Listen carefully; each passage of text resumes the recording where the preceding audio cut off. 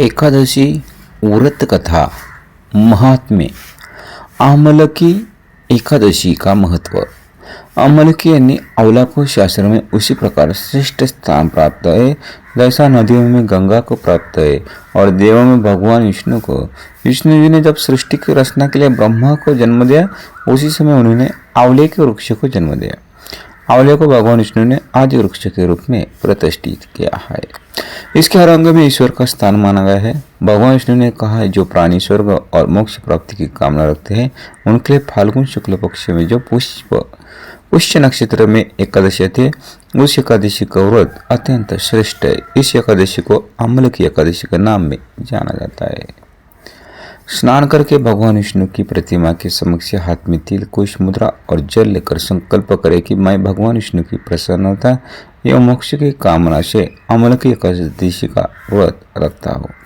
मेरा यह व्रत सफलतापूर्वक पूरा हो इसके लिए श्री हरि मुझे अपनी शरण में रखे। संकल्प के पश्चात षोडशोपचार से भगवान की पूजा करे।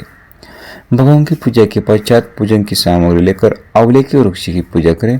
सबसे पहले वृक्ष की चारी भूमि को साफ करें, उसी गाय के गोबर से पवित्र करें। पेड़ की जड़ में एक वेदी बनाकर उस पर कलश स्थापित करें। इस कलश में देवताओं और तीर्थ एवं सागरों को आमंत्रित करें। कलश में सुगंधि और पंचरत्न रखे, इसके ऊपर पंच पल्लव रखे, फिर दीप जलाकर रखे। कलश के कंठ में श्रीखंड चंदन का लेप करें, वस्त्र पहने। अंतः कलश के ऊपर श्री विष्णु को छठे अवतार परशुराम की स्वर्ण मूर्ति स्थापित करे और विधिवत रूप से परशुराम जी की पूजा करे। रात्रि में भगवान कथा और भजन कीर्तन करते हुए प्रभु को स्मरण करे। द्वादशी के दिन प्रातः ब्राह्मणों को भोजन करवाकर दक्षिणा दे। साथ ही परशुराम की मूर्ति सहित कलश ब्राह्मणों को भेंट करे। इन क्रियाओं को पश्चात पारायण करके अन्न जल ग्रहण करे। व्रत कथा कौन सी है? ब्रह्मांड पुराण में मानदाता और वशिष्ठ संवाद में फाल्गुन मास के शुक्ल पक्ष की अमलकी एकादशी का महात्म्य इस प्रकार वर्णित हुआ है। एक बार मानदाता ने वशिष्ठ जी से प्रार्थना की, हे ऋषिवर, यदि आप मुझ पर प्रसन्न है, मुझ पर यदि आपकी कृपा है, आप कृपा करके मुझे ऐसा व्रत बताएं जिसका पालन करने से मुझे वास्तविक कल्याण की प्राप्ति हो।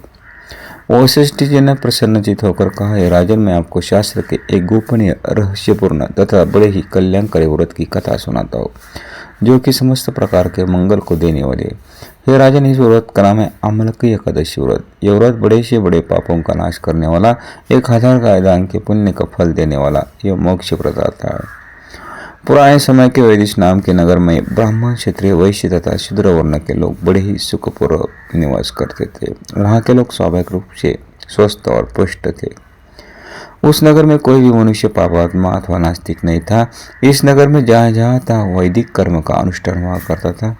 वेद ध्वनि से यह नगर गूंजता ही रहता था। उस नगर में चंद्रवंशी राजा राज करते थे।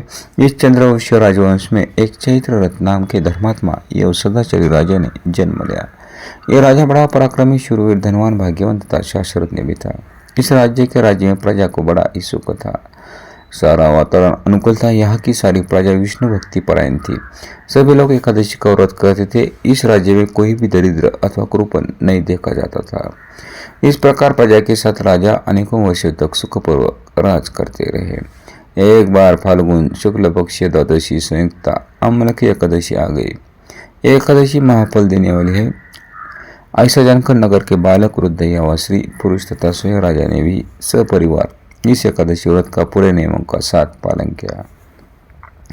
एकादशी वाले दिन राजा प्रातःकाल नदी में स्नान आदि समाप्त कर समस्त प्रजा के साथ उसी नदी के किनारे पर बने भगवान श्री विष्णु के मंदिर में जा पहुंचे। उन्होंने वहां दिव्य गंध सुवासित जलपूर्ण कलश, शस्त्र, वस्त्र, पादुका आदि पंचरत्न द्वारा सुसज्जित करके भगवान की स्थापना की।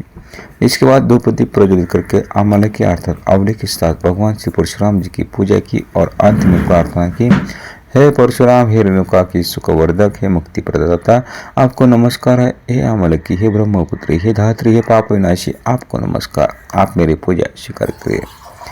इस प्रकार राजा ने अपनी प्रजा के व्यक्तियों के साथ भगवान श्री विष्णु और भगवान श्री परशुराम जी की पवित्र चरित्र गाथा श्रवण कीर्तन स्मरण करते हुए तथा एकादशी की महिमा सुनते हुए रात्रि जागरण किया। उसी शाम एक शिकारी शिकार करता हुआ वही आ पहुंचा, जीवों की हत्या करके ही वह दिन व्यतीत करता था। दीपमालाओं से सुसज्जित तथा बहुत से लोगों द्वारा इकट्ठे होकर हरि कीर्तन करते हुए रात्रि जागरण करते देखकर शिकारी सोचने लगा कि यह सब क्या हो रहा है।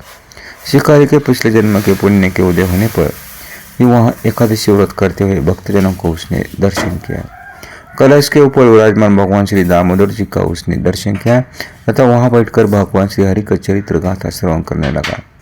भूखा पैसा होने पर भी एकाग्र मन से एकादशी व्रत के महात्म्य की कथा तथा भगवान श्री हरि की महिमा श्रवण करते हुए उसने भी रात्रि जागरण किया। प्रातः होने पर राजा अपनी प्रजा के साथ अपने नगर को चला गया तथा शिकारी भी अपने घर वापस आ गया। समय पर उसने भोजन किया। कुछ समय बाद जब उस शिकारी की मृत्यु हो गई तो अनायास एकादशी व्रत पालन करने, एकादशी तिथि में रात्रि जागरण करने के प्रभाव से उस शिकारी ने दूसरे जन्म में विशाल धन संपदा, सेना, सामंत, हाथी, घोड़े, रथों से पूर्ण जयंती नाम की नगरी के विदुरथ नामक राजा के यहाँ पुत्र के रूप में जन्म लिया।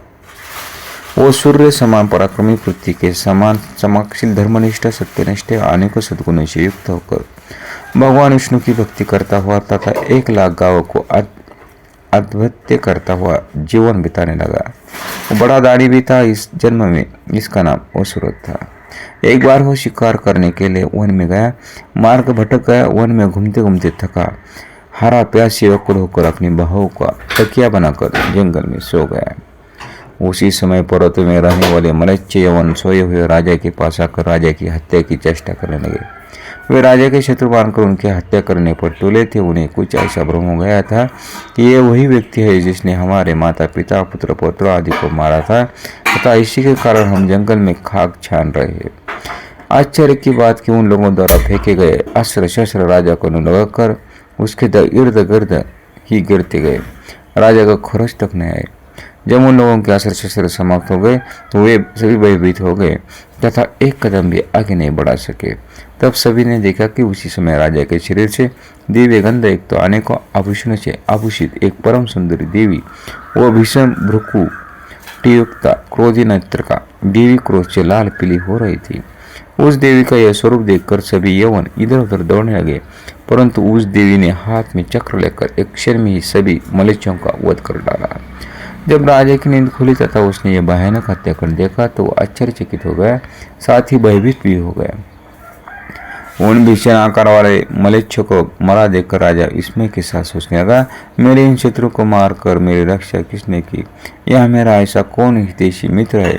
जो भी हो, मैं उसके इस महान कार्य के लिए उसका बहुत बहुत धन्यवाद ज्ञापन करता हूँ। उसी समय आकाश में ही भगवान केशव को छोड़कर भला शरणागत की रक्षा करने वाला और ही कौन? अतः शरणागत रक्षक, शरणागत पालक श्री हरि ने ही तुम्हारी रक्षा की है। राजा उस आकाशवाणी को सुनकर प्रसन्न हुआ। साथ ही भगवान श्री हरि को चरण में अति कृतज्ञ होकर भगवान का भजन करते हुए अपने राज्य में वापस आ गया और निष्ठंक राज्य करने लगा। वशिष्ठ जी कहते, हे राजन, जो मनुष्य इस अमल की एकादशी का व्रत का पालन करते वो निश्चित ही विष्णु लोक की प्राप्ति कर लेते हैं। जय जय श्री हरि, जय जय श्री हरि।